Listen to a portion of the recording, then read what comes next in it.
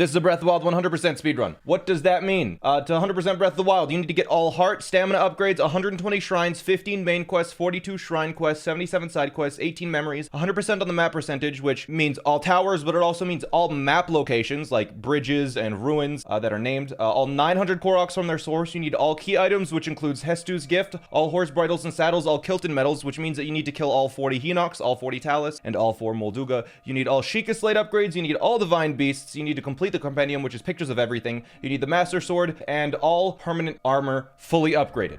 That is how you 100% the game. That is what I'll be doing today. Hopefully it's going to be done in under 24 hours. Now, go. I'm playing in English. You'll see a lot of speedruns done in other languages, but fortunately, for 100%, English is the fastest language because it's the least amount of text and shortest cutscenes if you add them all up. So it's good because I don't know any other languages, and that would make it a little bit more difficult. And obviously, the first thing you got to do is leave the Shrine of Resurrection. But we're not going to leave it normally because apparently opening the door to leave the Shrine of Resurrection is not one of the things you need 100% the game. So I am immediately going to start by running into this corner and grunting for a while. Till I go through the wall. That was probably the fastest I've ever done it. So yeah, there's a really long cutscene there. I need to skip it. There is a second cutscene of when you leave the Shrine of Resurrection. We're gonna watch that. It's gonna be completely wrong, but I am gonna watch it. This starts the day-night cycle. Otherwise, it would be stuck sunny 5:15 a.m. for the whole game. Any percent does that. It's very nice because it makes it so it doesn't rain. But quests and Stalnoxes and a bunch of other stuff are related to nighttime. So have to watch the cutscene, which sucks because it means we will experience rain. The thing about this game is, with clipping out of bounds is that walls are double-sided, so it makes it difficult to clip back in bounds once you're out, which is unlike a lot of other games, but fortunately there's setups for all of the times we will be clipping out of bounds. So like right here, you just side hop a couple times and you're out. For the start of this run, the first hour, it's critically important to not mess up at all. So I'm going to be picking up a very specific set of items, weapons, materials, for a trick that I will be doing in a little bit called IST. I'm not going to explain it yet. I'll have more time during IST, but essentially in about 90 minutes from now, if I do it right, I should be immortal. I should have 8,000 arrows. I should have a bow that one-shots every boss in the game, and max stamina, 80,000 rupees. It's what makes 100% a fun speedrun. I'll explain it more later. But yeah, the start of the run, it does require some really odd things to happen, especially right at the very start, because there's actually a lot going on behind the scenes, and you'll see in a second. It'll seem a little weird what I'm doing after this short cutscene. So we got a whistle sprint here to alert that guy from behind the wall. We're gonna get something called skew to clip through the wall. I'll explain that next time it's relevant. And we're going through, and there we go. Okay, so now I need to unequip the weapon. I need to drop the pot lid. I need to drop all these materials, and I need to pick up the traveler's bow. I'll wait for an autosave now, and then I'll take everything back. And boom. We set the system clock back 1 day. That might seem a little bit strange. I need to change the date there, and this is another trick, by the way. I'll explain this in a bit. I needed to change the date there to protect that autosave because the date hasn't happened yet now, so it won't overwrite it, basically. So we'll need that later, again, for IST in about an hour. But this is one of the only shrines we need to clip into because we haven't activated the tower yet. We will activate the tower. There we go. All right, good. You need to activate every tower, but it's just faster to get this one first. But immediately after I do that trick, I unlock the next trick, which is called, I think most people call it a wind bomb, but I call it a boomizoomi. The core idea with boomizoomi is that you boom and you zoom, much like this. Much like that. Anyway, so that's the bomb shrine. Bombs are the most useful rune in basically all of Breath of the Wild. They allow for so much mobility, which is something you probably didn't expect playing casually, but they are very broken. I think boomizoomi is what Nintendo calls it. That does sound like an, ground pound boomizoomi. I could see that. Yeah, that sounds good. The wiggling that I did with the pot there, you can do that with anything you hold over your head. It's called a bow lift smuggle slide. It's a combination of a couple of glitches. Basically, all you need to know is that you put Link into a weird state where it's like it's holding the bomb in one of his hands, and if he gets into a certain position, the bomb pushes him away, but he's still holding the bomb. So if you've watched like Super Mario 64 speedruns, it's similar to like bomb clip kind of, where the bomb is attached to him, but it's also pushing him away. And that's what's happening. So yeah, you see here, I'm just going to be wiggling over to the tower now, and I will no longer need to clip into any of the shrines. A lot of the shrines you can clip into to skip the long, like, quests associated with them. Unfortunately, though, we now need to do those quests because it's 100%, so there's no reason to clip into them. Alright, anyways. This is a fall damage cancel. By interrupting a weapon throw, by unequipping or re-equipping a weapon, it resets the distance you have fallen, and the way fall damage works in Breath of the Wild is that, you know, it checks where you fell from, and it checks where you landed, and if that's a certain distance, then you take damage. But that number is reset when you unequip and equip. With this game, you do need to complete the entire Great Plateau before you can do anything else, because it's very well coded in a way that you just cannot leave the plateau without the paraglider. There's like 4 different backups that check different things, and if it finds that you are off of the plateau, it will get you back onto the plateau until you have the paraglider. So we do need to get all of these 4 shrines. One more boomy zoomy in the Great Plateau, or on the Great Plateau. You're supposed to climb this tree. It didn't work first try for some reason, but get to the top of this tree, and this tree is at a very convenient height and angle to where you can just do this.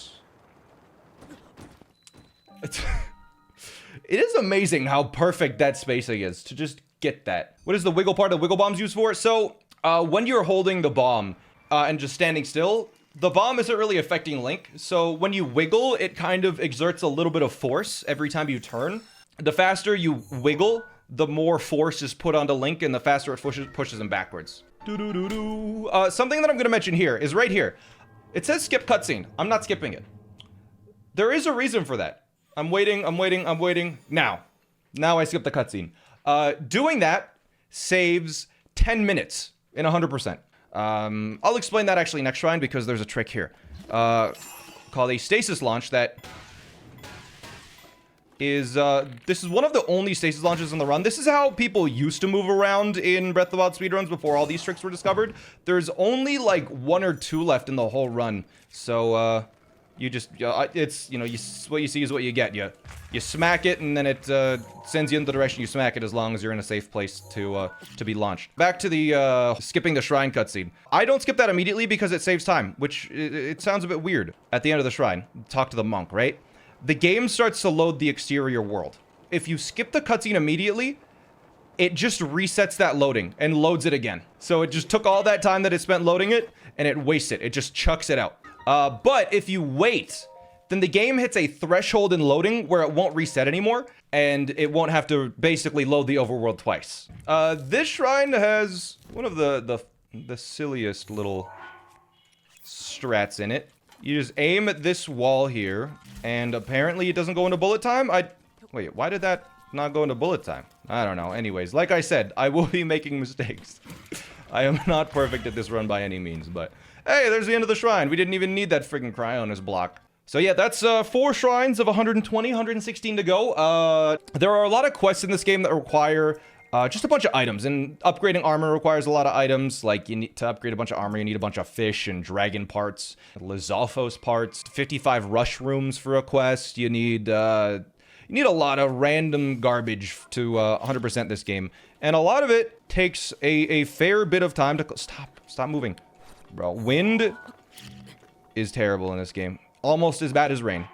I can't remember what I was saying. What was I talking about, chat? Right, yeah, a lot of quests require a bunch of different resources, and they take way too long to collect. So what the 100% run does is it just gets like 1,000 of everything that you need through a glitch that, again, it's called IST. I don't know how it works. I just know that it does work, and I just followed the instructions. But that is the Great Plateau in 20 minutes. And now, for the next little while, I cannot forget to pick up anything, or else I have to restart the entire run. So I need a lot of items in a specific order in my inventory to be able to do the glitch that's coming up. First thing to do is go to Satori Mountain. What do you hope to see in Tears of the Kingdom that wasn't in Breath of the Wild? I don't hope for anything. I just hope it's a fun game. That's what I want. With Tears of the Kingdom, I just hope it's a fun game. If it's fun, I'm happy. So for the start of the run, we're going to be moving a lot of long distances. So we will be doing this this wiggling a lot, wiggle bombing a lot. But later on in the run, you'll see us almost never do that, because once we're collecting Koroks and doing all that kind of stuff, it will be Once we're collecting Koroks and stuff, they're a lot shorter distances, and doing Boomy Zoomies are a lot quicker at short distances, while BLSS's wiggling is a lot faster at long distances. We need a bunch of durians here, and that'll be food until we are immortal, which is coming up fast. Immortal? Yeah, we will be becoming immortal in a little bit here. Oops, did not mean to slam that hard. But we just got all the stuff here, and now we go to Hyrule Castle, which we will wiggle to now. You'll get fire arrows here, you'll get ancient arrows here, a good bow, and then we will be killing a guardian. But yeah, I've wiggled into the castle to get a... There should be a chest with fire arrows here. It hasn't loaded in yet, so I'll drop these sticks that I never used. The only reason why we picked them up is because they're related to the autosave, which happened a while back. But now the cutscene should happen for the castle, because I actually opened the chest before the cutscene even happened. So yeah, we need fire arrows, because you do need a lot of fire arrows for ice-related Koroks in the run, because there's a lot of Koroks hidden behind ice, so... and like I said, 8,000 arrows, 2,000 of those are regular arrows, 2,000 of those are bomb arrows, 2,000 of those are ancient arrows, and 2,000 are fire arrows, so... we will be having just a lot of arrows. There's ancient arrows, an ancient bow, and a couple more arrows for me. And now we will be going to kill a guardian, which, fortunately is really easy because I just picked up some ancient arrows. There's no shock or ice arrows, so you need so few shock or ice arrows that you can just buy 30, and that's basically enough for the whole run. There should be a guardian here. Yep, there he is. So we will be switching to ancient arrows, switching to the forest dweller's bow, and killing him. Now, I need 3 screws, a spring, and a shaft. That is for upgrading some things. So, oh, and a core is actually really good luck here. This is the essentially perfect drop from a guardian. This is really good luck. That's exactly what you want. Wow, that was really good. Okay. Okay, go, go, go, go, go. So that's everything we need from the castle. I will now be making my way to Kakariko Village to start a quest, because there's actually a lot of story-related quests that start in Kakariko Village. I will be doing, I think, a total of 8 shrines before we get to Hateno Village, which is where this big glitch that I've been hyping up happens. 8 shrines, that includes the 4 on the plateau, so I am almost done with all of my shrines here. The one thing that you'll notice that I will miss, and I'm not exactly sure why this isn't a part of the Hundo run, Hundo being 100%, you don't need to get all the shrine chests, even though they are a permanent change of the game. Like, whenever you pick them up, it permanently changes how the map looks at the end. Don't know why it's not included. We need a horn and a talon. 2 horns and... Oh my goodness, Lizafo's talon and a horn. Great. So we'll need 1 more horn, which we'll get later, but getting a talon there is actually really good luck. They are not guaranteed to drop those. This shrine actually has a very... The walls go up to the ceiling in this shrine, which is really annoying because it means I can't go over the walls. Unless I do this. Because I can actually just go under the walls instead. Aim at that, okay. There we go, we're over the edge. Perfect. Okay, so that is that shrine done. Under and over. So if you guys didn't know, the first time I ever did this speedrun, I didn't know how to speedrun. I just promised you guys I would do it thinking that it was like a sub goal. If I got to some amount of subs, I would do it, thinking that I would never get to that amount of subs, and then I got to that amount of subs. So I ended up doing the speedrun with basically no prep, and I didn't know any speedrun strats, and not a lot of speedrun strats were developed for 100% yet. Also, why did that fail? That's really annoying. What I ended up doing was I kind of just walked through Hyrule and followed along with the 100% speedrun at the time, which was like 30 hours or something. But it took me 69 hours to 100% it for the first time, so there's been some... I have made some pretty significant personal improvements over the last month or so when I've revisited the run. This Kakariko Village, I usually forget stuff, so I need to focus up here and make sure I don't forget anything, because it's really easy. You gotta pick up a shield, you have to cook, you have to pick up a beetle. What got you into speedrunning, much less 100% category? I got into 100% speedrunning Breath of the Wild as a joke. Like, I jokingly said I would do it, and then you guys took it seriously, and then I had to do it anyways. That's why I run Breath of the Wild 100%. A joke. But yeah, it's a fun joke, actually. I've really enjoyed this category. The first hour of this run, I don't like. It's just a lot of collecting. There's a lot on the line. If you make a mistake, you're punished really hard. But after you get past the first hour, it's a really fun speedrun. That, like, you're just blasting around, picking up stuff, blazing through divine beasts. We have nearly everything that I need. I don't think I forgot anything this time. All right, we're back. I got the torch. Just had to restart the run. There we go. So we need only a couple more things here. We need some fairies. So let's just grab a fairy. Grab a fairy. Blue Nightshade, sure. All right, 2 fairies. That's all we get. And now it's time to... and now it's time to... And now it's time... Bro, just friggin' wiggle already. He refuses to... There we go. Now it's time to go this way. Wait, this way? No, this way. Okay. Oh, wait, the dragon appears at 1 a.m.? That's unexpected. I gotta shoot this guy. One of them hit. Did that hit? Okay, thank goodness. We need to get a couple of dragon parts, because, again, we need stuff for upgrading armor later. We need the horn shard, so I will be shooting the horn. Like so. Here. We did get the claw this time. Get the horn shard now. I have everything I need now. So, we're able to do IST now. IST is inventory slot transfer. Don't exactly know how it works. I just know that it does work, and I will be following instructions for the next little while. Drop one of these, one of these, one of these, and one of these. And then I need to do a glitch called weapon smuggling. Not sure why. I now need to hold all of the scrap materials that I picked up here and here.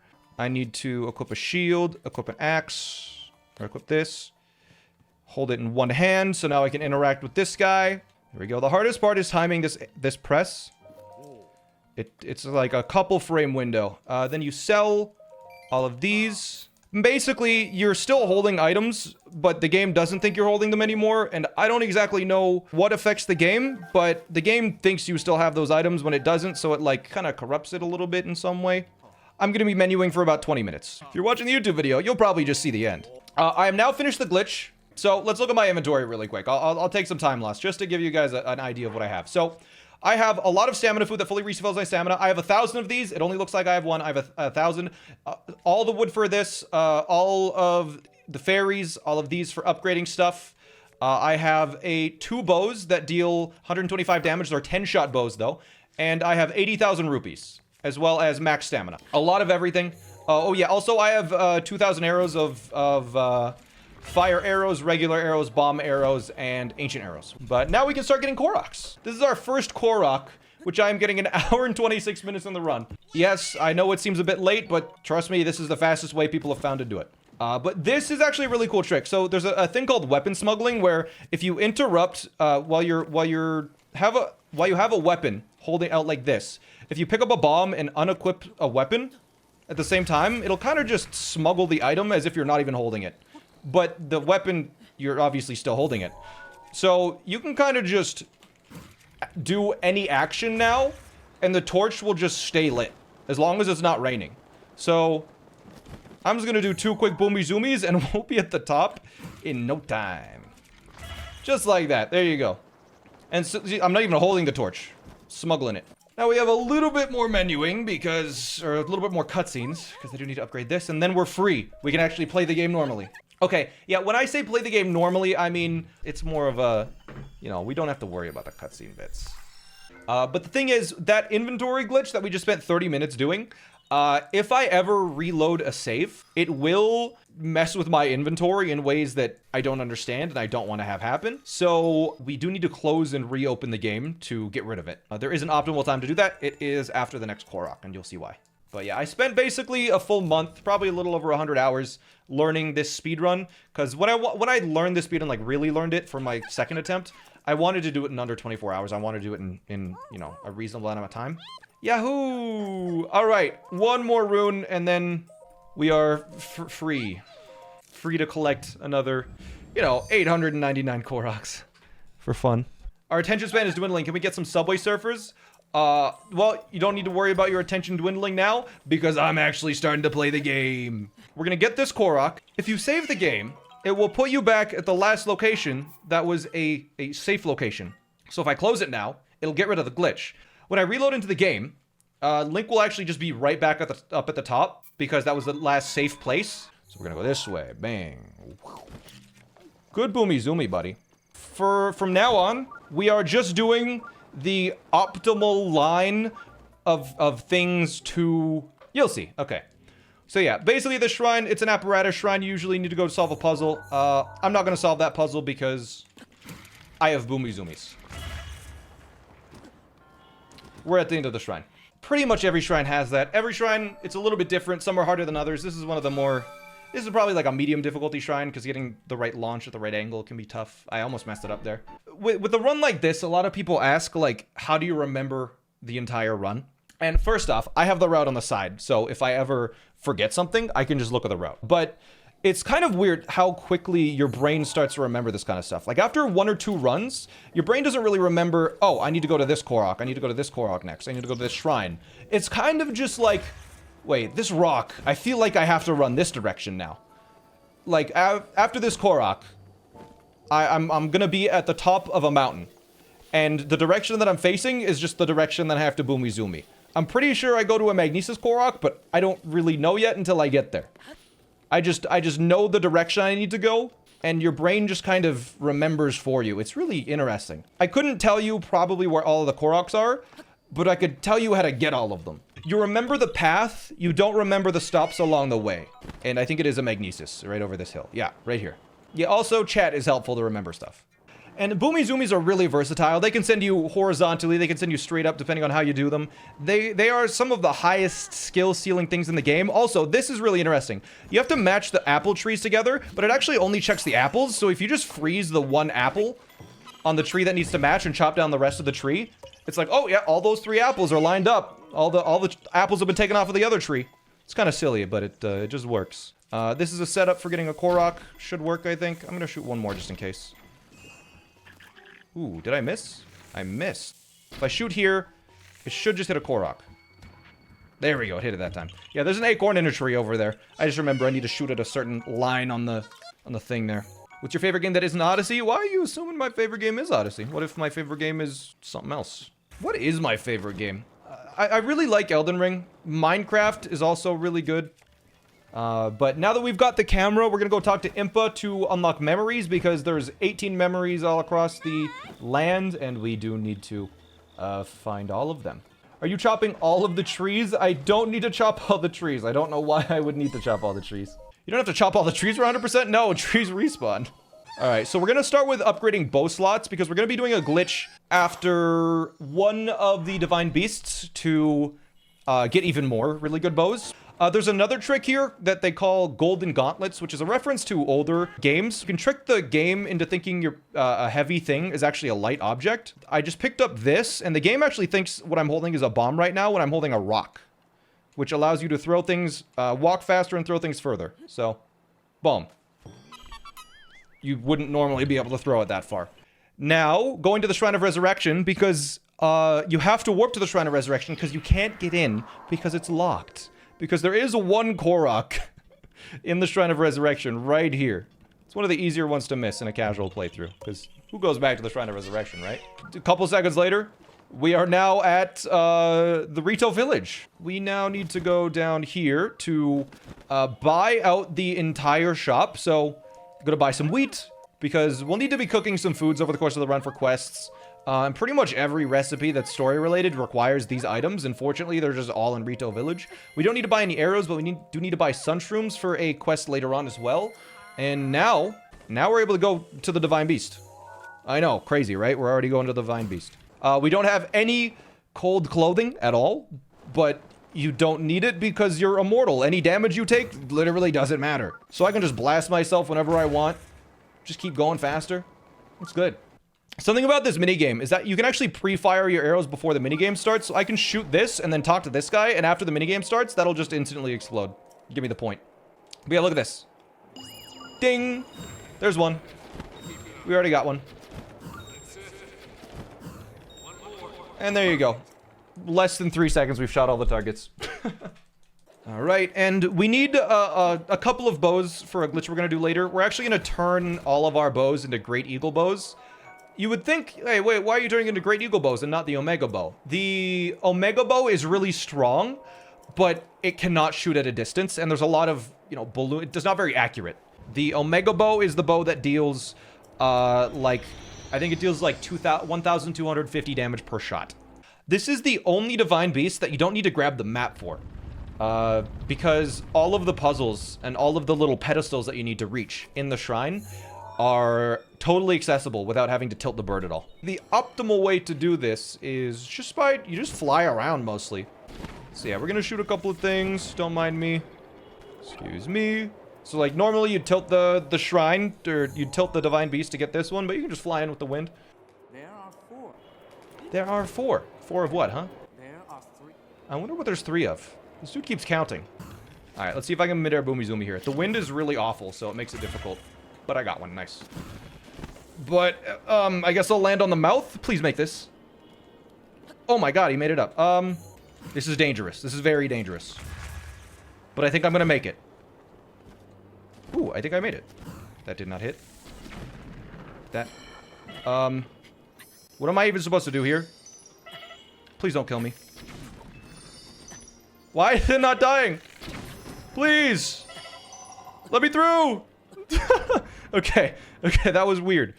One special property of the Omega Bow is that it shoots 10 arrows. 10 bomb arrows are very powerful. So if you shoot them properly, you can just push in buttons and skip the entire puzzle. Which is what I did there. It doesn't one-shot the Divine Beast blights. They have like 2 phases and you need to shoot them in a certain way. So I'm gonna have to shoot this boss a couple of times, unfortunately. Okay, we shoot him 1, 2, 3 times, and then once with the Omega Bow. And that's the boss. I think. Wait, why is this cutscene playing? He should be dead. Apparently, I missed one of the arrows. That's annoying. So, well, I mean, he's dead now. Alright, so that's Divine Beast. We need to pick up the heart, because you need all the heart containers. We have the Ravioli's Gale now. And in a second from now, we will also have a very strong bow that we will be using for a lot of different purposes. So there's a Great Eagle Bow. We'll be using that a lot in this run. It's Korok and questing time now. We still need to get all of the shrines of Koroks, but we also need to get all locations. And that might be like, oh, if you get all towers, isn't that all locations? No. No, that is not. Certain spots on the map only show up if you visited them, like named locations on the map, like this one, the Hebrew Trailhead Lodge. So you have to get to this lodge for it to show up on the map. So this location, you have to visit that for you to 100% the map. You have to visit like every location, like little buildings, all of the named ruins in the game. It's really weird, but it is unfortunately necessary. Katakar is probably, if I do it right, is the coolest shrine strat in the entire game. Because with this one, there is a giant block of ice that you need to haul through fire and puzzles. We're not going to do that. So there's a cutscene when you walk towards the ice cube. We skip the cutscene by blowing it up and bombing it near us. Then what I'm going to do is I'm going to place it on a certain line here. I'm going to stasis it, hit it 3 times. 1, 2, 3. That is 4 times. Okay, well that's too much. This might not work now, but we'll see. You shoot it straight up, and if I was better, I would have ridden the cube up. But since I hit it 4 times, I'm bad. I don't know why I hit 4 times. So now the cube is up the top waiting for us, and I'm gonna join it. It's really sad that I messed up that strat. It's a really cool one. I've never made that mistake before. We are now too low to grab the ice cube because it is on the top. Alright. We're trying backups on backups, chat. Okay, that worked. Whew. Okay. It would have been the coolest shrine strat. Unfortunately, didn't quite work. Anyways. Ice cube's at the top. We can fix it in post. I don't know if I can fix that in post. You can't really change the outcome of the run. There is a Talus here that I will be killing very quickly. And you can now see the true power of the Omega Bow because I didn't really show it off very well. You use a bomb arrow to wake it up. Once it's up and you can see its weak spot, you change to this. You use the Omega Bow, you aim, and it's dead. And that is the power of the Omega Bow. You don't need to fight bosses. But yeah, that is the 1,250 damage bow per shot. Now we're going in the direction of the Gerudo area. We're gonna go fight the Naboris. You probably remember in a casual playthrough the Yiga hideout, which I now need to fully complete the Yiga hideout and then fight the boss at the end. And it's probably one of the longest quests in the game, if you're bad and slow. I'm not gonna be doing that. So we're gonna skip all of it. Gonna approach the boss fight arena, and the thing that triggers the boss is walking out those doors. So as long as you walk out those doors, it's all fine. So I'm gonna jump onto the wall here to set something up, and I'm gonna shield jump into the wall, and oh, I'm through the wall, great. And oh, would you look at that, I'm in the final room. But you know what, I don't have enough Great Eagle Bows at the moment. I could really use some extra Great Eagle Bows. Only having one, it's just not enough. Let's get some more.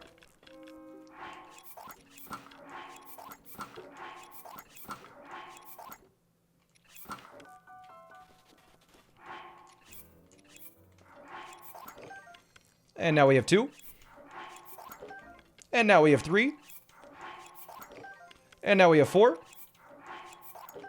Now we have 5. Great. And boss time. So, yeah, now we have 5 Great Eagle Bows, which are very accurate bows at a long distance, which are really nice for hitting Koroks. And that's a trick that's actually really easy to do. If you just have a couple of multi-shot bows and go to, like, a stable or something, search up bow duping, if you guys want to do it. The weird thing about this boss is it has stages, and you just cannot one-shot him. Like, it's just impossible to one-shot him. Yeah, that Koga is the strongest boss. He is actually... Koga can take more shots than Calamity Ganon. He should be the final boss. So, watch this. She is here right now, okay? Look at that tower over there. Keep your eye on it, chat, okay? Because... she was just in the town. And now she is just standing on the tower. How? How did she get there before me? She just has better skips. A likely story. At the start of this, the Divine Beast quest, we actually just don't do the Divine Beast because we have to go talk to this lady first. And then, yeah, we just completely abandon the Sand Seal and say, see ya. I'm out of here. Do you want to retreat for now? I am literally ahead of you, Riju. Where? There it is. Hey. And it's gonna try and shoot me or whatever, you know, as it does. Oh no. That's so scary. Alright, let's kill it. Boom. We just carpet bomb it now. I'm further away than I thought. Okay, never mind. I literally missed all of my shots. Okay, there we go. We're a little closer now. This will work. Did I hit all the feet? I can't tell. Oh yeah, it's done. Okay. Good. This has probably the coolest shrine strats, or the coolest Divine Beast strats. So, you immediately skip to up here, and you turn this, and you wait till it's pointing up. And normally you need like an orb to power a bunch of garbage up here. I'm not doing any of that. We're moving that so it's pointing upwards, and I'm just running to the end of this. And this is another reason why I grabbed the duplex bow. Is for a strat right here. You grab this arrows and you shoot that right there. Wait for it to go green. You do a backflip. And then it goes up, it goes up, it goes up. And you press this. It starts to go down. So now I'm up here. And now I need to do a boomizoomi. Uh-oh. Oh, I messed that up a lot. I think we're fine. I'll just do a boomizoomi back over this way. Midair was a little sloppy. Let's do another one. Good, that's more height. Okay, and now we're gonna sneak in through a doorway that's high up on this. So we're gonna sneak in through this doorway now. Bang, we're gonna shoot this. We're gonna shoot the way out. And then we're gonna walk here. You can just shoot this with electric arrows, opens the door. This door is closed. But then the game realizes, oh wait, he's inside, never mind, let's open it. Let's go and fight Thunderblight. Normally considered the most difficult blight, but I will hopefully be making light work of it. First thing you gotta do is shield. Hopefully it attacks you. And then you break its shield. And you go into stasis. And you go 1, 2. And then you switch to the Omega Bow. And you go 3. And then you unfreeze him. And he's dead. And that one went a lot better. Fantastic. I actually did it right that time. That felt good. Alright, so yeah, we're able to start a bunch of quests now all at once, because to get the Thunder Helm, you need to complete all of the quests in Gerudo Town, which you need to do anyways. So you probably know the Ice quest, hopefully, where you have to bring ice through a whole big gauntlet of enemies. I now have to do that Ice quest. I mean, in a casual playthrough is awful. In the speedrun, it's not so bad. This is a really, really good strat. So I need a Great Eagle Bow and some fire arrows. Fantastic. I mean, first off, this ice it's simply way too large. Who is gonna make a drink with this ice? Let's get rid of it. There we go. Perfect. So now it's nice and manageable. So we're gonna go, whoop, yep. And I think you can probably tell what's about to happen, because bombs and pots are not the only thing you can wiggle with. So we're just gonna wiggle all the way to the end. Whoa. And and we're done. Yay. Hey, over here this way. Hello, lady. So that's the quest done, or at least that part of the quest. For one of the quests, we need a cool potion, and we need for another quest we need all the dragonflies. So this is the easiest way to get the potion and all the dragonflies, so we're doing that. So we'll be giving that to somebody. And this guy, it's one of the longest quests in the game. You need to get 55 rush rooms. Fortunately, I have 1,000, so I'll just be giving him the rush rooms immediately. That's why this glitch, IST, is so powerful. You don't need to get 55 rush rooms. You just get one and then make 1,000. Really a fantastic little thing. Let's kill this guy. Like I said, we need to get all of the dragonflies. There is an electric dragonfly right under this rock. So we get that one. There's also a Korok that is right over here in this gap here. And now we need to get this Korok, which you have to stasis and hit with a two-handed weapon. Oops. And now that that's going in, we're going to get up on here during the cutscene. Just blazing through this, chat. Now, there is a shrine that in 4 minutes of game time will activate. And I have about a 60-second window to get there. So I need to play for the next 4 minutes without any mistakes, or else I may miss a shrine. So everything here needs to be done very well. Okay, wait, did I mess this up? No, that was in the right spot. And we do need to do a lot of things in these 4 minutes. In these next 4 minutes, I need to kill a Talus. I need to get a bunch of Koroks. I need to solve a maze. I need to complete a shrine. That was a bad boomy zoomy. Please work, please work, please work, please work, please. Thank you. Good. Okay. There's a lot of stuff we got to do here. And here, boom. I'm wasting one here so it recharges earlier, but I'm going to try and pick up, hopefully, some amber, flint, and luminous stones.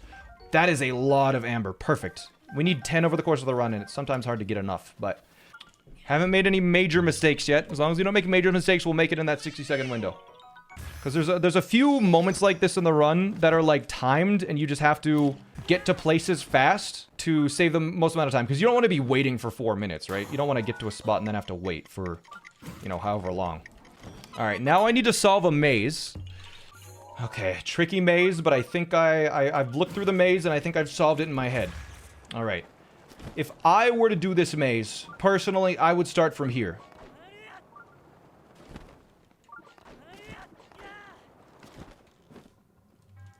Okay.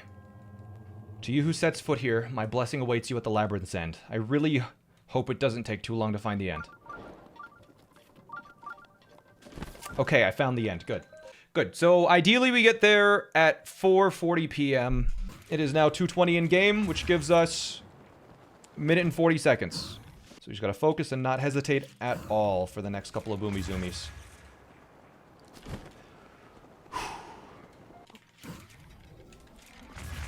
Good. Good.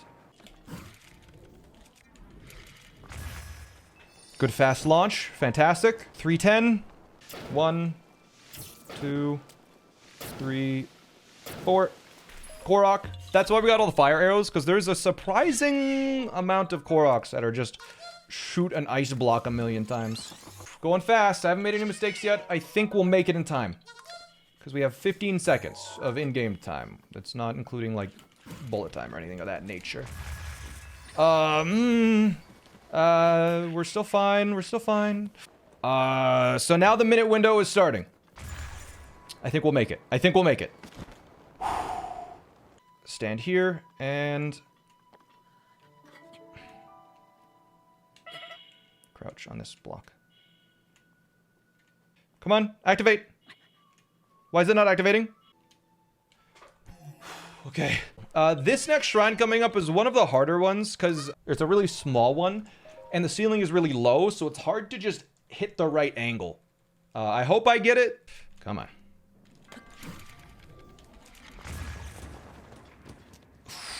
Oh no, my God, that was close, but we got it. Okay. You can see why that one is a little bit stressful because sometimes he rolls off the edge and we gotta go for a swim. We will be doing Mifa's Grace now, hopefully within the next 11 minutes or so. This one, you need to get the map and you get it first thing because you do need to move the trunk a bunch, especially because there's a literal pedestal on the trunk that you need to grab. The speed strats for this one are pretty cool if you play it perfectly. You crank this up, you go, what? What? You go, what? There we go. Motion controls to pop that one open. Then the next one, you just immediately use Gale for to go over this way. And if you freeze it immediately, you're able to get this one. I need to get the one on the trunk. So to do that, I'm going to start moving the trunk over. And I need to get up to the trunk. So I'm going to do that. Okay, aim perfectly cardinal. Get in the right spot. And get the timing just right. And get the timing just right. There we go. To get right up on the trunk. Then we need to shoot this to open this up. The first one was for just positioning, yeah. What is aiming in a cardinal direction help for the boomy zoomies? The corner of the bomb, if you're not facing exact cardinal, the corner of the bomb will clip Link and it'll hurt him a little bit. You just take damage if it's not cardinal? No, it just sends you at a different angle. Alright, so we switch to this, talk to this, and it's time for the Divine Beast. 1, 2, 3. I think that'll work. And then kill it. Why did the fast strat not work? I totally did it exactly right. Just kill him, whatever.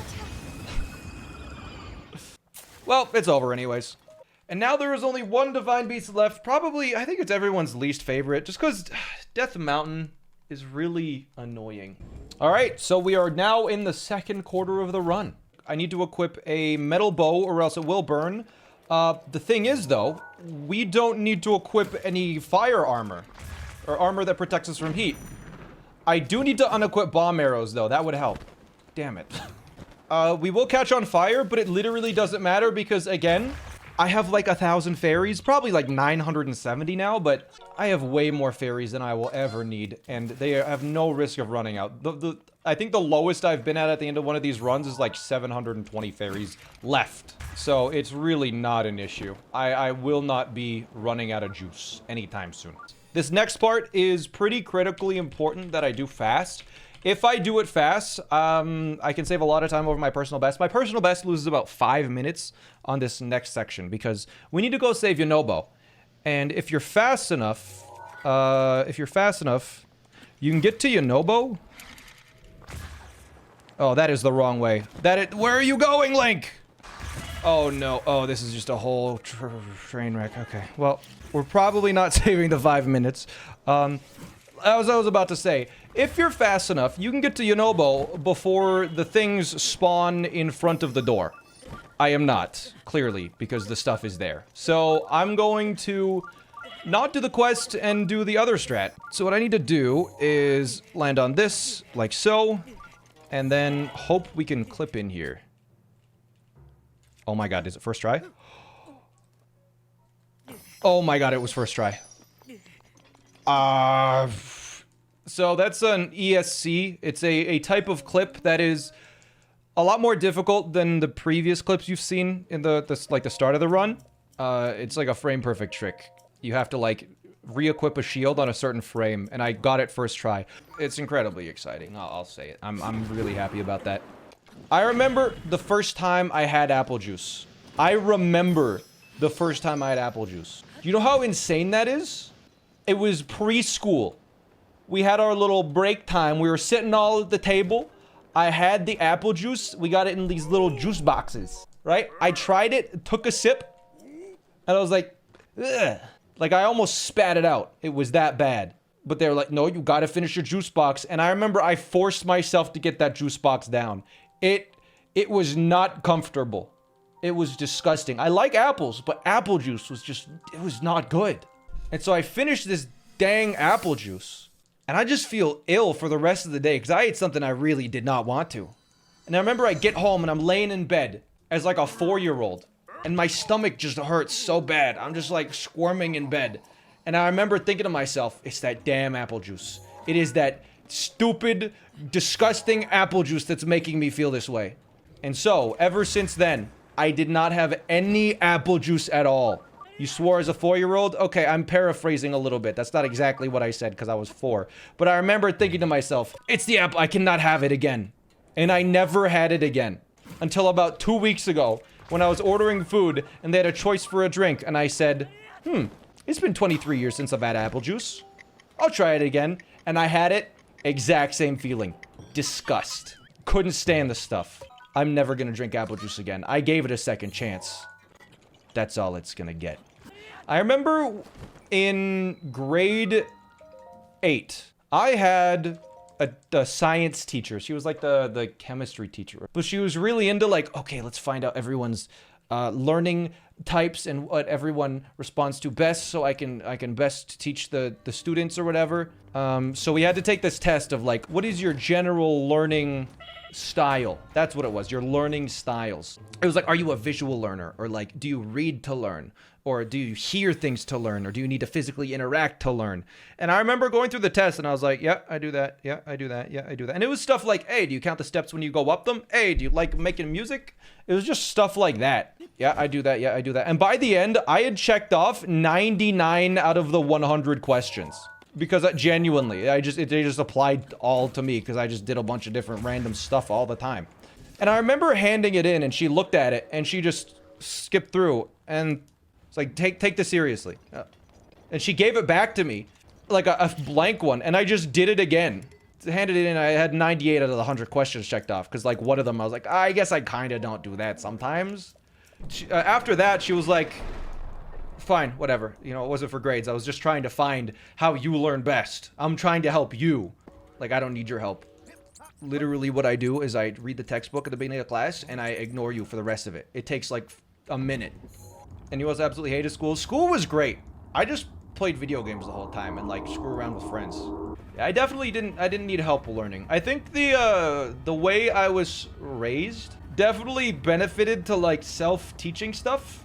Because I was in like a weird private school that was like, you just teach yourself. Here's a book. You teach yourself by reading it. And then they'd like check your work every like hour or so to make sure that you haven't made any mistakes. For the first like three grades, it was all self-taught stuff. So you could just like, you can get the information a lot more efficiently. So you just like skim through the book. You get all the questions for the worksheet that they're going to give you. Twiddle your thumbs until the worksheet comes around. You finish it in 5 minutes, and then you screw around for the rest of the class. Like, that was my school experience. That means you preferred learning visually rather than listening? I mean, I can listen to stuff if I'm interested in it. But, like, if I'm not interested in it, I would just want the most efficient method of getting the information. Like, if they talked faster, that would have been fine. Wouldn't the teachers give you something more challenging? Some teachers would. Like, I remember that specific teacher that I'm talking about, actually. By the end of the semester, they ended up having this, like, they're like, hey, we get this fun quiz where if you answer all the questions correctly, you get to water balloon the teacher. They made a quiz for everyone, and then they made a quiz for me. Like, a different quiz. Did you win? Yeah, I got 100%. I did not struggle with school. I was very fortunate. But yeah, I had some good teachers. I had some bad teachers as well. There was one teacher I had. Math in grade 9 was absolutely awful. I was the only person in the entire grade to get an A in that class because the teacher was so awful. It was this old German dude. I remember the first day of class, one of the students slightly talked back to them. He was like, hey, could you sit down? And the kid was like, no, I'm busy with this. And he was like, get out. And the kid was never in the class again. literally, he kicked him out of the class on day 1. The homework for that class was absolutely brutal. I'm pretty good at math. Like, I am someone who is very competent at math. Like, it comes very easily to me. He'd give you homework, do these questions in the textbook, and it was just the whole questions for the chapter, basically. I would get home. I would start on the questions at, like, 3:30 when I get home. I would take a short break for supper at 6 to 6:30. I would work until 11 p.m. I set an alarm for 4 a.m. to finish it in the morning before I had to take the bus for school. For only grade 9 math. I remember that the 2 days that happened, that I finished the homework, I was the only person to do it. And he was like, okay, you can have a 1-day extension. And I was like, why did you say what? Bro. Listen, I had some good teachers, though. The math teacher I had in grade 11 and 12 was great. He hated me, but he was a good teacher. Is it slightly left or right? I think it's left. Yeah, there it is. Oh, yeah, okay. Let's talk about my teachers then. My math teacher in grade 11 and 12, and the hardest math course that my school could offer was pre-calc. That was the most difficult it could offer. It was a very small school. They had trades math for, like, trades, and they had pre-calculus. I couldn't take calculus. Not an option. Okay, let me do this cool strat first. The snipe shot, where you stand here and shoot at that. And that triggers the torch up there. Very cool. I was in pre-calculus. When you walked in at the start of the day, it would be written on the board what chapter of the book we were learning. You know, as everyone was sitting down, I would skim through that section of the book. I'd get it downloaded, and I would just screw around. So for the start of the class, I found that, like, our graphing calculator, you could program it. It was like a little programming language. You could make programs for it. And so what I did was, at the start of every session, I would skim through what we needed. I would add to a little program I had made that would ask what kind of problem it was. You'd select the problem type. It would ask about, how many variables, this and that, all the relevant information. And it would solve it nice and quick. And so I do that for, like, the start of the class, and if it was something that I didn't need to, like, make a little program for. This is a really funny strat, by the way. Oh, it's so funny.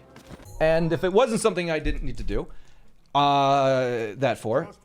I would instead just bring out my Pokemon Game Boy Advance SP and play Pokemon Emerald. At first, he was, frustrated with me, and there's certain days he'd be like, hey, put that away, put that away, put that away, but eventually he stopped saying put that away. Eventually he would be like, I need to make sure that he's paying attention. So I'm just going to ask him questions out of the blue just to make sure that, he gets it.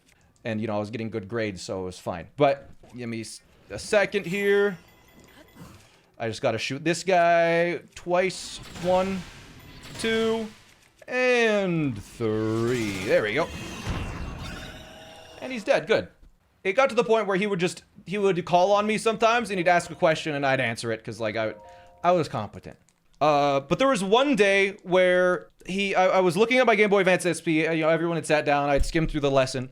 He wrote something on the board, and it was the first line that he was going to write to try and teach people. I was hearing it, and I was like, wait, that doesn't sound right. And I looked up, and the first line that he had written was wrong. Like, he wrote it in a way that would confuse the class if he left it on the board. And so I pointed it out, because, like, I don't want people to learn the wrong way.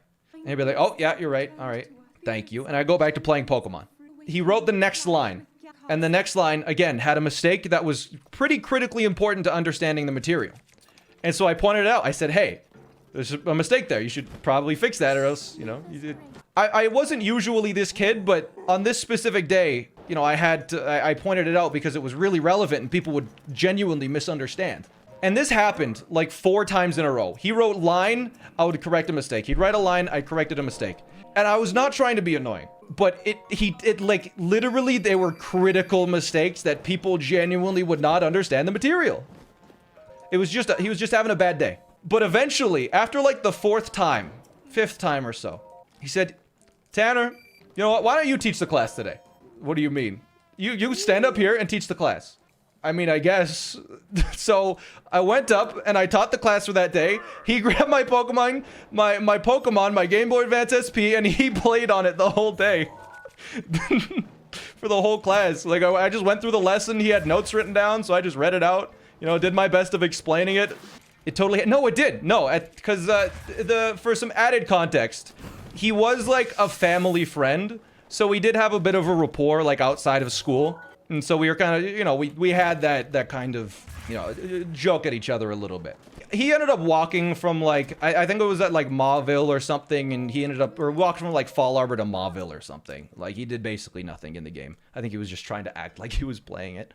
You were the kid who said it wasn't their homework due today? Oh no, absolutely not. No, I had enough social awareness, chat, that I would never say like, hey, is our homework due today? Even on the days where I spent all night working on homework and only homework, I wasn't gonna be that guy because I knew everyone else wasn't finished. Bro was smarter. I wasn't smarter than the teacher. He was just having an off day with writing. Like, he knew what he was talking about. He was a very good teacher. I did end up being the valedictorian, so there's that at least. Yeah, you know what all happened with the valedictorian? He's just this degenerate that plays video games all day in his basement. Alright, we're going into Lost Woods, by the way. One of the longest sections in the entire run. I gotta be very careful because I have to outspeed the fog that is trying to stop me. Do I make it? I think I made it. Yes. Okay. I made it. Good. The longest quest in the game is an auto-scroller quest that you just have to sit and wait for a Korok 6 in-game hours. For this Korok to walk through Korok Forest, we will need to wait 6 in-game hours. 6 minutes where we just have to do stuff. I think it's even slightly longer than that. So we have a lot of time where we just gotta do stuff, so we're just gonna do a bunch of quests. The first riddle, it's already there.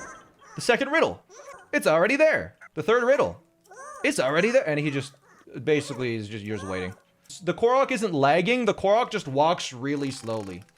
More stories? Okay, once I get to a spot that I have a little bit more autopilot, I'll do it. We're gonna upgrade some of our inventory slots here.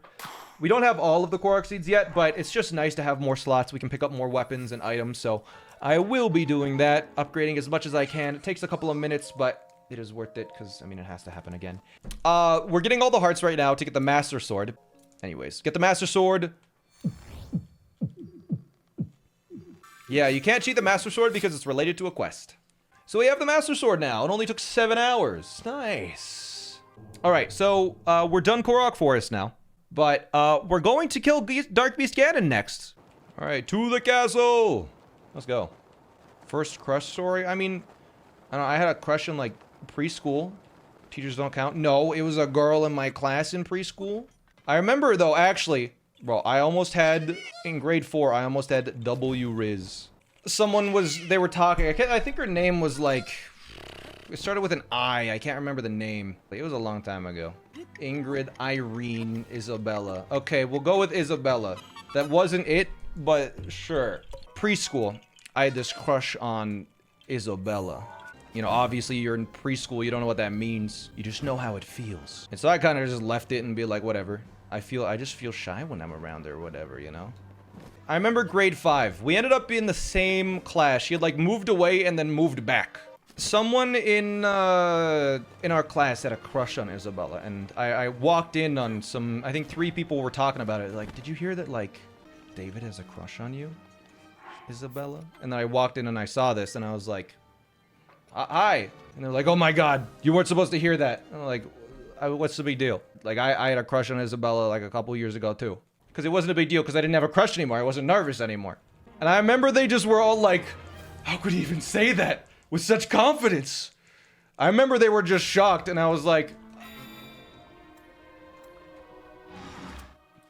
I just kind of stood there, and I was like, well, I gotta go. And I left.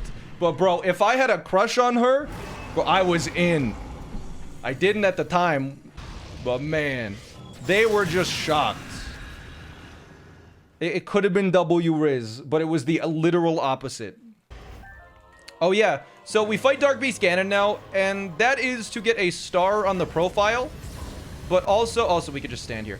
That's to get a star on the profile, but also it unlocks Kilton Medals, which you need for 100%, so we do need to kill him before the end of the run. Anyways, boop, boop, boop, boop. There we go, jeez. But yeah, you can see there's a star on our save now, which means that we have defeated Calamity Ganon, but that just unlocked Kilton Medals, so I need to do the rest of the game. If you're not a streamer, what we do? I don't know. I know I'd go back to school for like a math degree, but past that, I don't know. I think I would want to be in something like some sort of not any like applicable maths, but like just some math related thing I think would be fun. Write math textbooks. I feel like I wouldn't be a bad teacher. I think I have a pretty I could have a pretty decent handle on teaching. Bad news. Teacher makes less than big Twitch streamers. Yeah, but what if I go from being a big Twitch streamer to a teacher? And, you know, I'll do it for passion. Although I hear these days that because of like social media and just bad parenting and also COVID, so you get less social exposure, a lot of the kids in schools these days, and for at least from a teacher's perspective, are just the worst they have ever been. Kids these days. Says the dude playing GBA in class. Yeah, but I was only playing GBA because I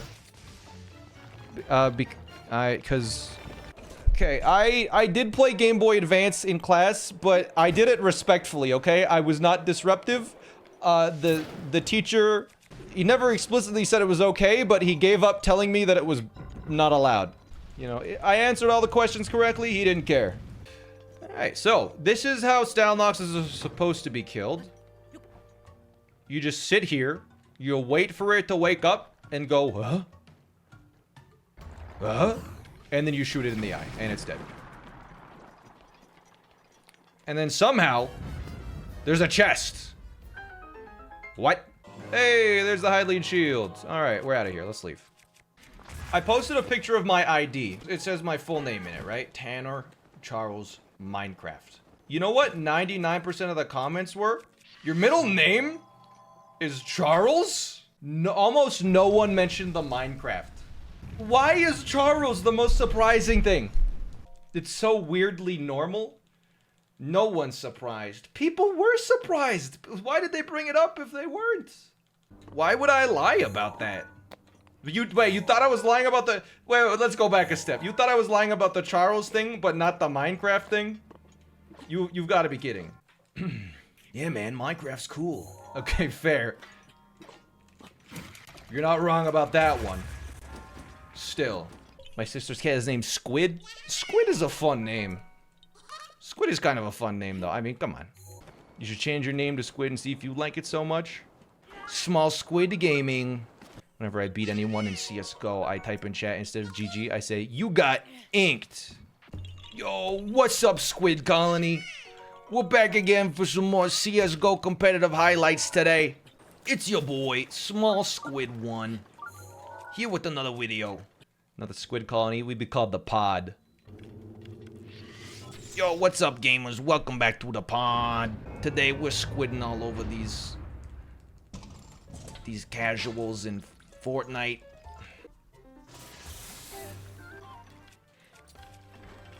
Oh yeah, by the way, dance break.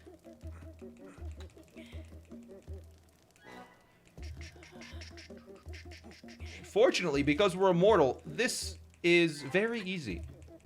That's actually not pain on his face. He actually, that's it's pleasure. He actually likes the heat. I'm an empath. This is burning me. No. If you were an empath, you would be feeling real good right now, because Link loves this. How does burning yourself summon a shrine? No clue. I don't question it. Alright, I'm going to blow up one of these rocks with a bomb, and the luminous stone is going to land on it, activating it. And give me the shrine. Why did that not... What? Oh! Oh my...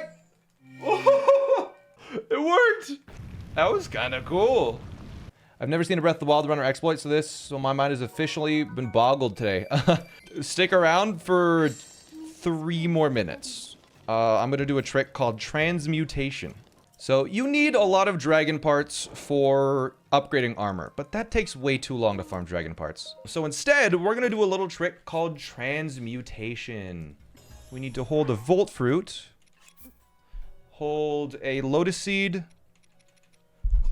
hold 3 bananas. We need to sell all of those. We pick up a Dinral Horn and then any 2. Shut up Dinral's Horn and then any 2. Okay, and then we hold a Chill Shroom. We hold And then we check that we have everything. We sort the items here. We should have 2224, 2224, 3227. Good. All right, we have everything. So that basically duplicated all the dragon parts for us. And the worst Korok in the game is now coming up.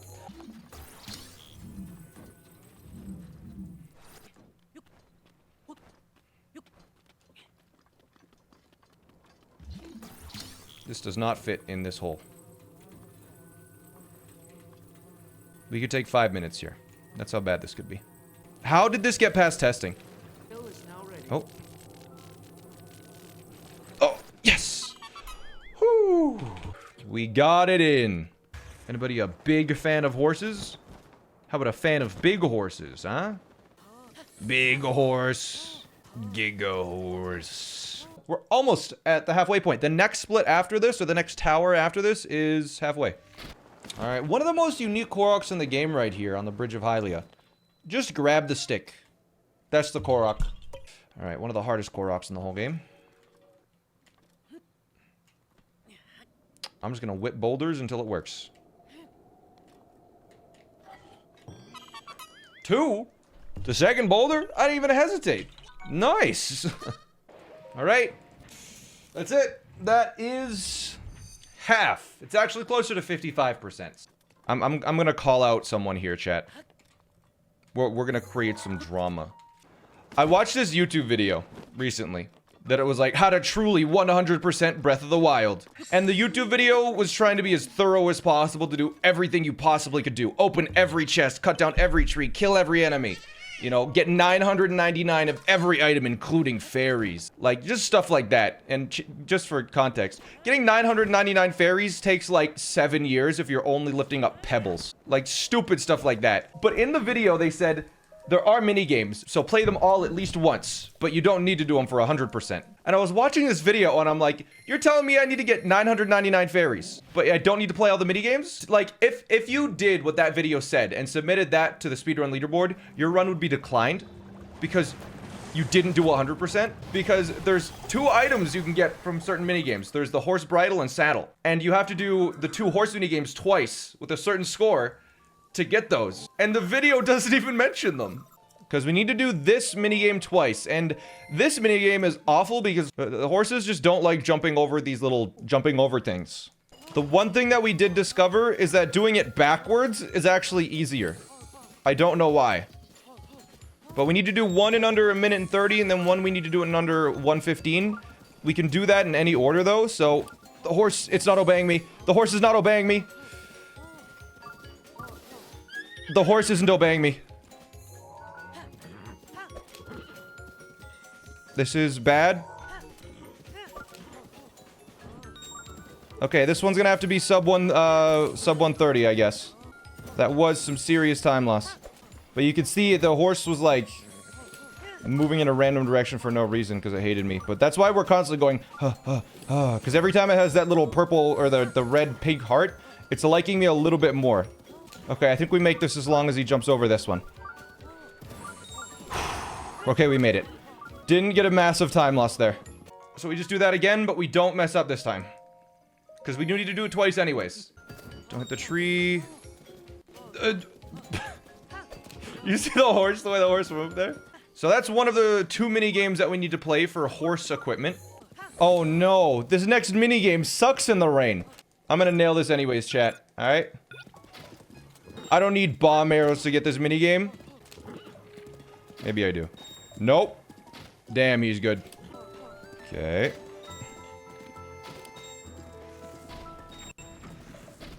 Alright, it stopped raining. That's good. Oh, 25. Good.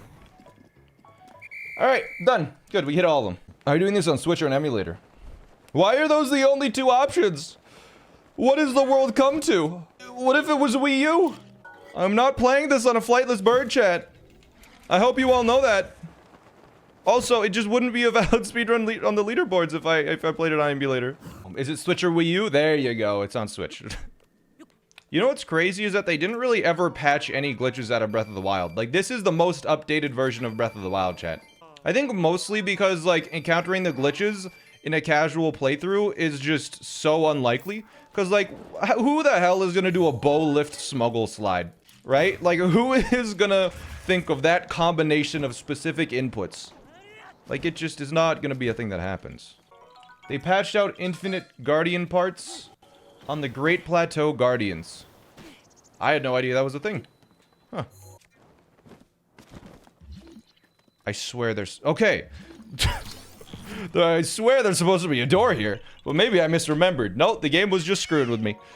Would you rather Smant, Tanner, or Smanner? I've never heard Smanner before, so probably not that one. Why is everyone so hyped up over Smanner, of all things? Chat has decided that I am Smanner now. No. I'm gonna change my username to the Big Fred, and then Smanner will make no sense. Don't call it Franner? No. It's not Franner. That doesn't make any sense. Stop laughing at that. Smanner was my father's name. Please, call me Bread. Spanner. Okay, this is just making less and less sense. Smangela. You're just saying sm and adding names onto the end now. That doesn't even count. Schmaloni. Is that even a name? Alright, chat. You're cut off. I am now the Big Fred. I haven't officially had the username change yet, but please respect my decision to be called the Big Fred. Alright, chat? Large Frederick. There we go. Now that's a name. Oh. Alright, we have to deal with, one of the more difficult 5 hits aimed directly at the hole. Let's go. 1, 2, 3, 4, 5. Please go in. Might not look like it, but I just saved 2 minutes, chat. I really messed that one up in my last run. But the Blood Moon's coming up tonight. And 9. There it is. A modest test of strength. Well, I have a modest shot to the forehead right there. Nani?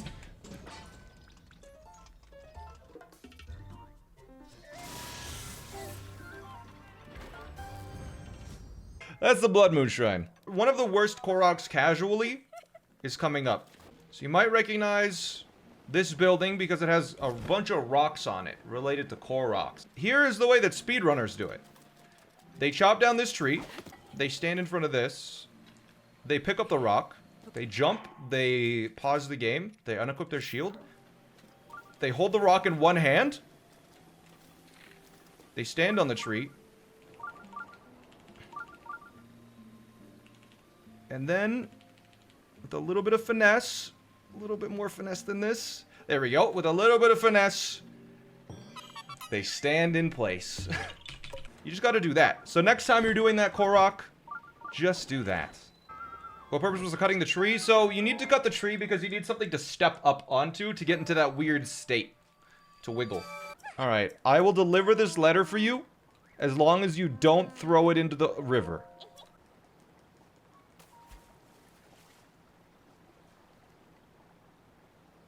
What the hell am I supposed to do with that?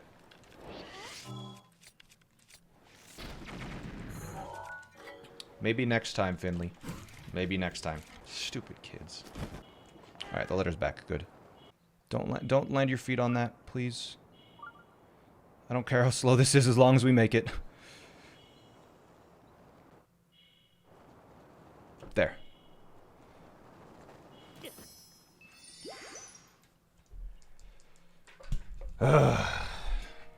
How are you getting on? I've been gone for a while. It's good. We're keeping up the pace, playing fast, making the occasional mistake. All right, haven't missed any Koroks, and this is the 75% mark. Now I need to do something pretty difficult. You go up this, and you go up to get skew. So now Link will be able to go out of bounds. Yes. Now you stand like right here, and he clips through. I think it's left of the Korok. You go through. Oh my god, nice. Then you glide down to the back side of this, and you're looking for a certain little thing. I believe it is right... Could be right here. And then you just, like, walk into it for a bit. I think you just, like, stand sideways and walk, and you're in. Okay, good. So now I'm back inbounds. Whew, that's scary. Now you're back inbounds and you're able to get a Korok. You don't need to enter. And I'm going to be honest, I don't think I got this on my casual playthrough, and I never learned how. So I genuinely just have no idea how to get this shrine normally. I don't know the main entrance. All right, and now we do this door one, which I know a lot of people really hate, but it's really not so bad if you know what you're doing. I sometimes don't know what I'm doing, just a heads up. If everything goes well, all you have to do is grab this snowball, chuck it, you run down, you freeze it, and then you stasis blast it into the door. And that's the shrine. You don't need a massive snowball, you just need to have it go fast. This is the only time this is done, by the way. If you run out of stamina and fall into a Korok hole at the same time, you'll die, get a Korok, and then you'll respawn at the place that you jumped from. So I'm back over here, and I don't need to go back now, so I can just instantly, I can dip. It used to be done a lot in this run, but they're really slow, especially now that you have max stamina. So, they're really not done that much anymore, but they used to... What, the bomb is homing on me? What the heck was that? Hey, this wind is so strong, I can't fight it. I'm trying to glide that way. Stop it. There we go. This is a tough part, one of the hardest parts of the run, because I have to, while a timer is running, get 3 different Korok seeds during this countdown. So the first one I get is southwest of here. Just on this little peak, I believe. And then it is southwest of here.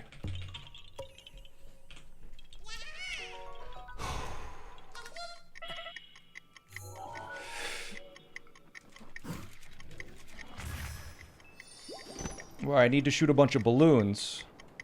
I have to make sure I get bullet time.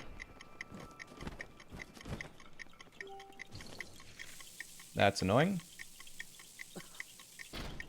Come back. Alright. Now I need to go south. It's gonna be close. Here's the rock. Come on, come on, come on. Got it. Whew. Ooh, I'm gonna be honest, that's the first time I've ever made that. Oh my god. Oh, that was scary. So this quest is why we picked up the dragonflies. We got a cold darner in one region. From another region, we bought a dragonfly from Beetle. In another region, we got the electric dragonfly.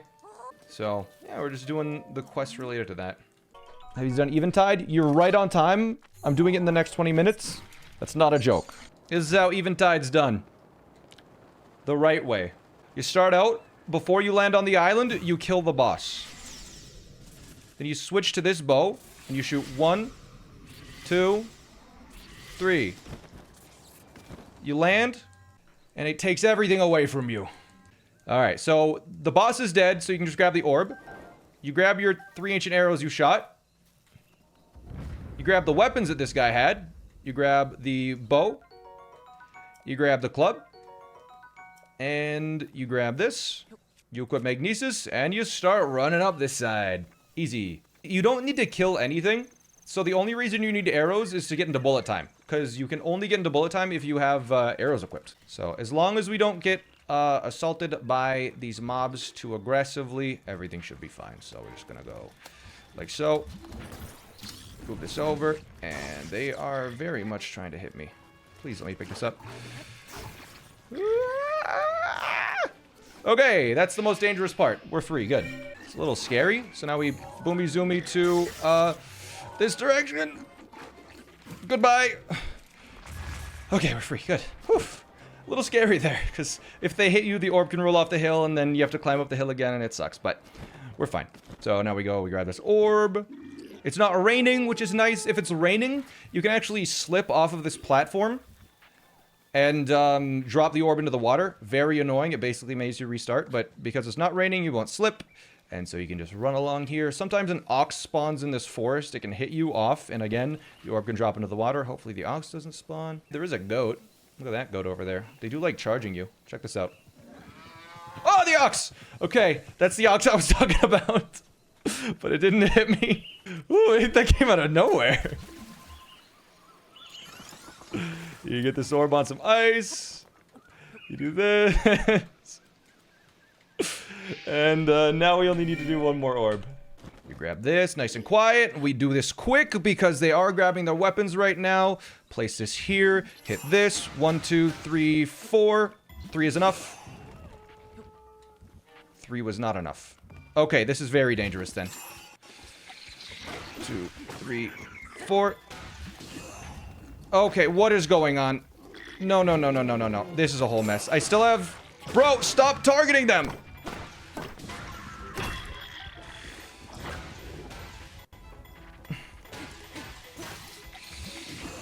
I just need to get rid of this. Hopefully they didn't... Oh, they're... Okay, we cannot get hit again. Please pick up the orb. Just put it in. Stop standing on the hole! Ah! Pick up the damn orb! What is going on? Just stop guarding! That's not fair! That's against the rules! We're fine. We're done. We're good. Okay. So, that's how you do it. Nice and calm in a speed run where nothing goes wrong. That's Eventide Island. Okay, now we need to finish all of the Kakariko quests. So we're gonna do that next. There's 4 Coco quests here. Fortunately, we happen to have all of the resources for the quests already. We need raw meat, and last run, I grabbed raw prime meat from the castle. This run, I grabbed the raw meat this time, because apparently if the meat is too good quality, this dish just doesn't work at all. Picky kid. So yeah, we're gonna grab the last cucko right over here. I believe there's only one left. There we go, they're all back. Now, if we've done everything right, Paya should be on her knees crying. Fantastic. If you guys have heard of the incredibly popular Get Laid % speedruns in Breath of the Wild, this is where this Get Laid % speedrun would finish. Now we are on a timer. We have a couple of minutes to get all of the Koroks in the town while we wait for a guy to walk very slowly. They loaded this friggin' village up to the brim with Koroks. So we go to this one. We need to go all the way up there, but fortunately there's 2 very convenient pillars that just happen to line up. Or there's a very convenient pillar that you're able to boomy zoomy off of to get to the very top of this. In my casual playthrough, getting to the top of this sucked. Because I had to see what was at the top, right? And then from here, you just boomy zoomy from peak to peak. So yeah, we're getting here basically at the exact time that I wanted to. It's fantastic. There should be a dude at the end of this bridge just hanging out there. And a cutscene should start as I land on the ground. Alright. And he's dead, so the quest is done. 817 Koroks, haven't missed a single one. Feeling good. I played really well there. Okay, so this one you go, huh, huh, and you go, huh. You aim at this one, and you go, huh, and you go, huh. Uh-oh. This is gonna be weird, chat. I haven't done this in 10 years. Is that gonna work? Let's hope that works. Okay. Don't mind me. I'm just gonna place a bomb here. Woo! Okay, it totally worked. Nice. That's my backup. Haven't had to do that in a couple of years. Wait, what? I dropped the bomb on the platform and I exploded it and it launched the platform up. Now there should be a child right in front of me. And Neb wants to see like 8 different weapons. And very conveniently, I happen to be holding all 8 of those weapons. So we'll just talk to this kid over and over again for like 3 minutes. He's like, oh yeah, don't worry about it. It's my grandpa's money. Hey, show me a fire rod. Now he asks for a weapon that literally no one on the planet has. An ancient short sword that you have to buy for 1,000 rupees from an ancient machine that worked 100 years ago. I mean, I happen to have one, but... This kid, dude. Anyways, now we need to do a cricket quest where we give this dude 10 crickets. You do need to get all of the pictures in the compendium to get this guy's letter. And as you've probably noticed, I've taken a picture of almost nothing.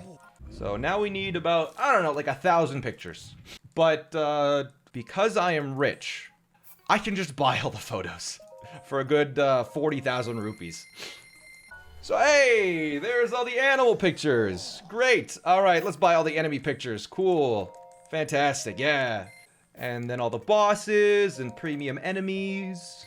Now we have all of the photos. We're out of here. How did he take pictures of the blights? I don't know how that dude got pictures of the blights. I ain't gonna question it. This next shrine goes out to all my girl gamers in chat. Because, she a gamer. Dad joke? It's not a dad joke, it's just the name of the shrine. I don't know what you mean. 1 shrine and 18 Koroks. That is it. And then we're free. I got this. Can he achieve sub 20? Yes, I can achieve sub 20 this run. It'll be close. I'll have to play well. A little Korok up here. We are so close to being done. And then one final wiggle to celebrate. The most high stakes wiggle of the run. Uh-huh. Yep. Yep. Yep. We're fine. We're fine. We're good, see? Woohoo. Okay. 899 Korok seeds. There is 1 left. But that's the last shrine. That is the final shrine that we need to do.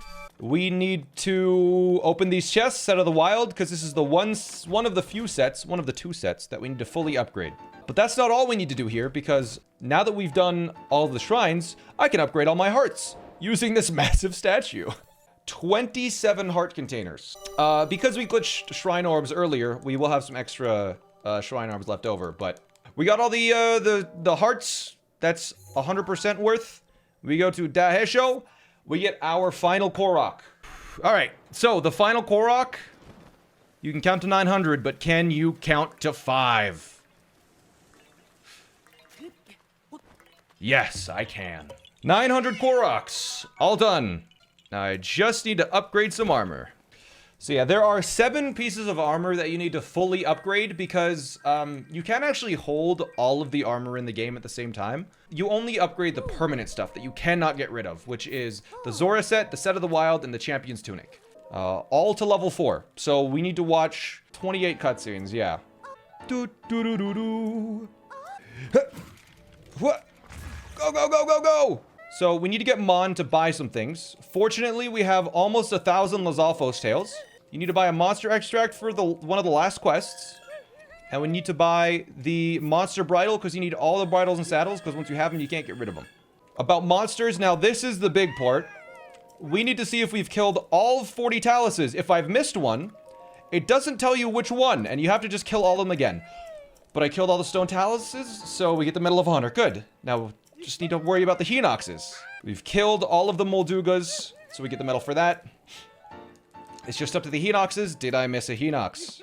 Forest Giant. And I got all of them. Good. Okay, that's the most difficult part. If you fail that, then if you miss a single one of those, you're screwed. You're gonna lose like 30 minutes trying to kill every Hinox in the game again, basically. So now it's time to finish off the final quests. It's just the ones related to Terrytown. To make a monster cake, take this, so we give them the cake. We gotta go talk to this rich dude. I did kill the Guardians already, so he should give me money instantly. Hey, it's wedding time. Of course, let's go. We have all finished Terrytown. It's one of the last things you do. So, we need to talk to Hudson one last time to finish off the Terrytown quest, and then we can warp out of here. We get to upgrade all of our inventory slots. One more time. There we go. Now we check the quests. Check the quests. 75, 15, 13, 15. Okay, good. We're done. Okay, so now we just need to discover 2 bridges for locations on the map. We need to finish off 2 quests, and then it's the final memory is the last thing we do. Go boomy zoomy. Big Twin Bridge. Little Twin Bridge, and that should be 100% on the map. Yep, we have 100% on the map. And quest done. Okay, now we gotta go talk to these 2 brothers 3 times. Already solved it. We just need to boomy zoomy east. Just need to go to the final memory now, which should be right here. And time. Woo! 19 hours, 59 minutes, 11 seconds, Breath of the Wild, 100%. That is the whole game done. We need to show the map counter at 100% at the bottom left for verification purposes. We need to show the quest logs with 14 of 15 main quests done, because you can never complete this. It never is completed. The only way to know that you've completed it is the star in the profile. So there's that. We've completed all 42 shrine quests. We've completed all 77 side quests. And I have all memories. For our inventory, we have the 7 armor sets fully upgraded. Or the 7 armor pieces: Tunic of the Wild, Trousers of the Wild, Cap of the Wild, Champion's Tunic, Zora Helm, Zora Armor, and the Zora Greaves. We have all Korok Seeds. All of these things. The champion abilities, all saddles, bridles, the classified envelope, which means all Compendium pictures, all Hinox is defeated, all Molduga's defeated, all Talus is defeated. Of course, we have the Sheikah Slate and the Paraglider. And we got the golden poop on page 2. We have 32 Spirit Orbs left over because I glitched some in. And that is 100% Breath of the Wild. But that's not really 100%, is it? Because there's still the DLC, which I will be beating its entirety Monday or Tuesday, right before Tears of the Kingdom comes out. Thanks so much for watching, everybody. I will see you on Monday.